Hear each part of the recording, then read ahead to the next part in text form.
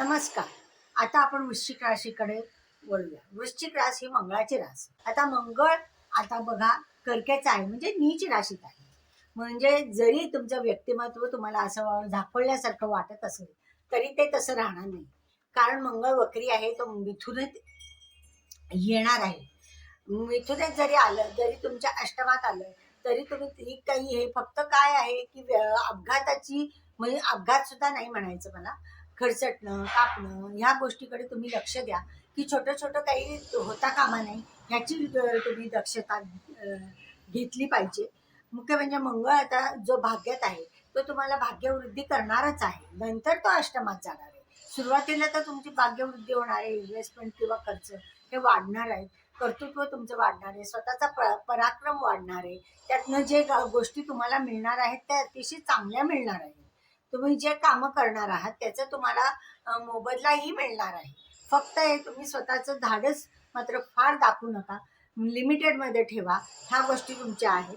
गुरु जो आहे तुमचा, आता गुरु जो आहे तो सप्तमात आहे. गुरु सप्तमात जेव्हा असतो तेव्हा समोरची व्यक्ती तुमच्या व्यक्तिमत्वाचा प्रभाव जाणूनच काम करत असते.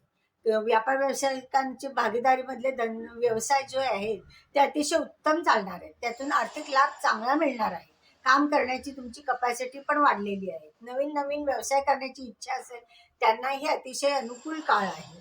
मुख्य म्हणजे कसं आहे, रवी जो आहे तो आता धनुमधनं मकरेत येतो आहे. म्हणजे तुमचं अजून कर्तृत्व होणार आहे. कर्तृत्वामध्ये वाढ होऊन तुम्हाला चांगल्या नवीन परदेशातूनही संधी येऊ शकतात. प्रतिष्ठित लोकांची तुम्हाला साथ मिळू शकते. असे ह्या गोष्टी तुमच्याकडे आता आहेतच. मुख्य म्हणजे नोकरीमध्ये तुम्हाला जे प्रश्न होते ते सुटणार आहेत, सुटताना दिसणार आहेत. सहकाऱ्यांचं सहकार्य लाभणार आहे. ह्या गोष्टी तुम्हाला कळतील आणि ज्या अडचणी येत होत्या त्या आता कमी होणार आहे. त्यामुळे सहजरित्या आणि व्यवस्थित तुम्ही काम करण्याची कपॅसिटी तुमची राहणार आहे. मुख्य म्हणजे मीनेचा शुक्र पंचमात आहे. संतती योग आहे. यावेळेला विद्यार्थ्यांच्या अभ्यासामध्ये प्रगती होणार आहे. तुम्हाला स्वतः जर अभ्यास करायचा आहे, परदेशात जायचं आहे, नवीन काही शिक्षण घ्यायचं आहे तर ह्या काळामध्ये तुम्हाला उत्तम संधी लाभणार आहे. त्या तुम्ही घेऊ शकता. चांगल्या संधी तुम्हाला मिळणार आहेत, त्यातून तुम्हाला निश्चित लाभ होणार आहे.